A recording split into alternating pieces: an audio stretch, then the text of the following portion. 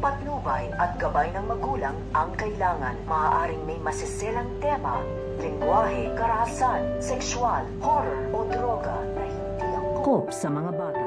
Ang paghahanap nito nga ni Ramon dito nga kay David, dahil ito nga si Ramon ay nadinig nga na dito ang sinabi nito nga ni Severino bago nga tuluyan itong masawi, dahil nabanggit nga na dito ang pangalan nito nga ni David. Kaya nga ito nga si Olga ay kabado na nga dito dahil nadinig nga nito nga daw ni Ramon ito nga daw pangalan na David, at ipapahanap na nga nito nga ni Ramon ito nga daw si David, dahil ito nga daw si David ang pumaslang dito nga daw sa kanyang matalik na kaibigan at tapat na tauhan na ito nga si Severino. Kaya nga ito nga si Ramon ay ipapahanap na nga dito ito nga si David. So makakaabangan nga natin dito kung matutuklasan nga ba nito nga ni Ramon na ito nga ang kanyang hinahanap na tao na ito nga si David ay ito nga rin yung kanyang nagpapanggap na anak. Yan ang ating mga pakakatutukan at pakakaabangan dito nga lang sa FPG's Batang Quiapo.